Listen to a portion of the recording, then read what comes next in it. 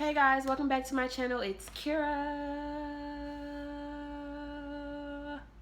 I know that was annoying, but yeah, I'm just gonna do this video about the time. This is gonna be a story time video about the time where I passed out in boot camp. So I'm not gonna ramble. I'm just gonna go ahead and jump right into the video. Alright, so to start it off, this video, not this video, the story takes place at RTC, obviously, and it was my division's third dental availability, which was our last one. And dental availability is for anybody who needs to get their teeth pulled, they need a root canal, they need cavities filled, they need their wisdom teeth taken out, which will be a crap ton of you. And sometimes they even throw in a few people who just need their teeth cleaned. So yeah. So I went to dental availability, and it actually went kind of fast for me. Some people were waiting like half the day, but it went really fast for me. So what happened was I had when I got into the room where I got my teeth taken out, the nurse asked me some questions. I answered the questions, and the doctor came in. He talked to me for a little bit, and then he numbed my mouth. He numbed my gums. And honestly, like, he numbed them like right here and over here, the same spot. And he numbed me. He numbed me really well. Like, I could not feel like my lips and my tongue. I could not feel those. But all he touched was my gums. So that was really cool. But so after he numbs me, he leaves the room for a minute, and then he comes back in with the nurse. The nurse puts like this little band or whatever thing over my eyes so I can't see. And then he starts procedures. So long story short, my wisdom teeth get taken out. They explained to me that I was going to be SIQ for 2 days, and then I was going to be LOD for 1 day, and then I wouldn't. They were going to, obviously, I was going to have another appointment to come back and see them so they can check on my incisions, see how I was healing. So yeah. So I go to pharmacy, I pick up my medicine, and they give you codeine. Did they give me codeine? Yeah, they give you codeine, Tylenol, codeine, something like that. I don't even know that. I think it's like Tylenol, codeine, or something like that. They give you that plus ibuprofen. So and you can't get a refill on the codeine at all. So yeah. So anyway, so I get my medicine, and I go back to my compartment. I check in, and then I go to Straggler's Chow. So Straggler's Chow is like it's not going to be a lot of people. It's only going to be for like people who are straggling, who didn't eat with their division, so they're eating like alone. So I go to Straggler's Chow with a few other people from my division who got their wisdom teeth taken out, and y'all should have seen us. It was a struggle for us to even try to eat. Like, we was like it was not working. I couldn't feel my lips. I couldn't feel anything. I was so afraid to take a sip of my drink because I couldn't even feel my lips, so I didn't know if my mouth was open or closed. It felt like it was open, but when I touched it, it was closed, and I was like, it was all bad, y'all. So I pretty much didn't really eat. So then I go back to my compartment. I go to sleep. And then some girls come and start, females, because we're not girls in boot camp, we're females.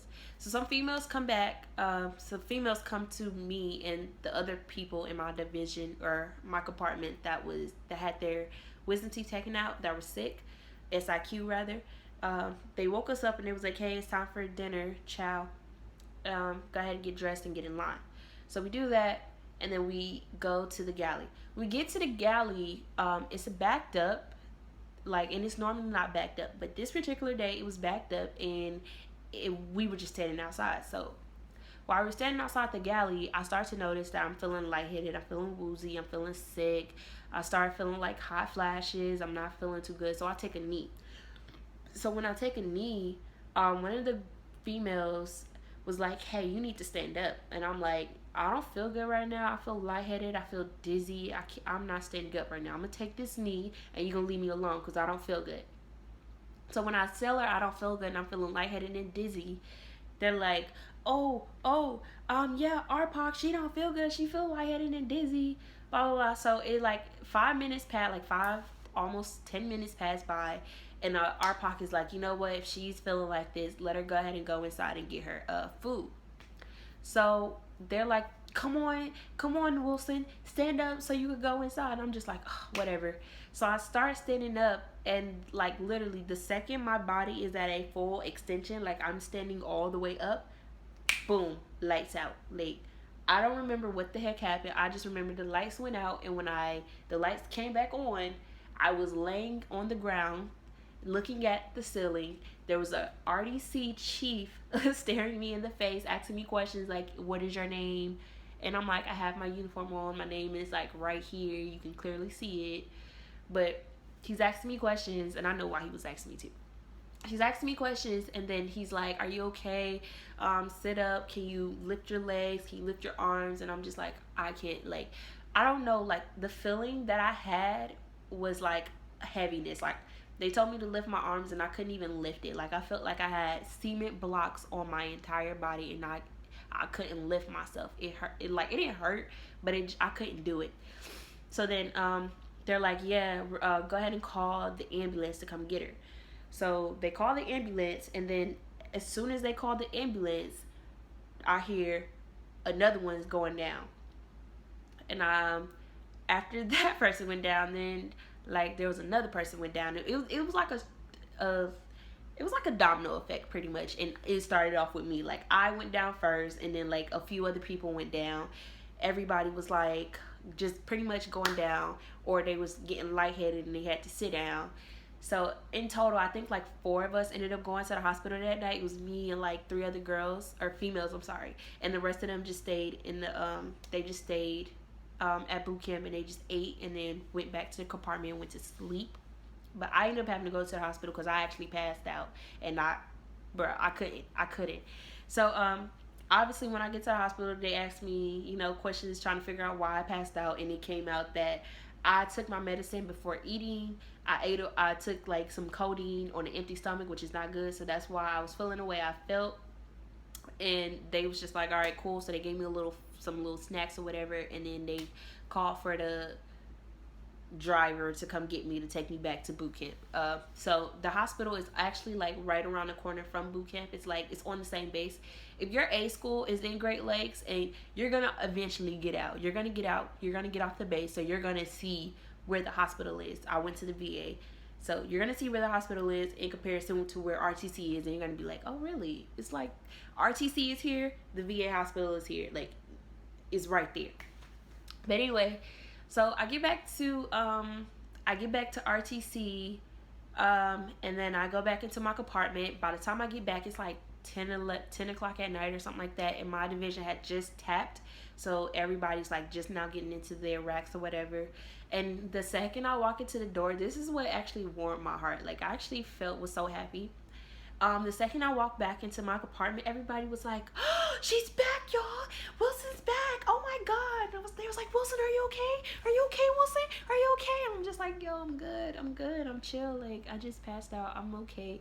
And they're like, oh no, you can't scare me. Like, I actually was happy because I did not know that, the females in my compartment actually cared about me like that. Because the way we was talking, like, nobody cared about anybody. So everybody was like, nah. We had issues, y'all. We had issues. So for them to like be that concerned about me and be that ecstatic for when I came back, I was actually pretty like, I was like, oh, you guys care about me. It wasn't until graduation, the night before graduation, that I actually figured out like how people actually felt about me. Because we had like a few days before graduation, you get your the pictures that you took, your individual pictures, you get those back, and you can also order some like your other pictures or divisional pictures. You can order those, and I actually got like this little book, and I'll show you guys another time. But in that, somebody actually wrote like, oh, you were like the life of the division, like you were so positive and you helped a lot of people. And I was just like, wow, I didn't really know that. I thought I was low key, but apparently I wasn't low key because everybody knew me and they knew about me. Not really. I knew everybody's business. That's why everybody loved me. But anyway, that's the end of this video, you guys. I'm not going to keep talking too much longer because I don't feel good. I hurt from the front to the back. Everybody in my life thinks I'm pregnant. I have a 2-year-old son, so that's why people think I'm pregnant. But yep, that's the end of this video. Like, comment, subscribe, and if you guys want any more videos, don't be afraid to ask me. Let me know what kind of videos you want, and I'll see you guys in the next video.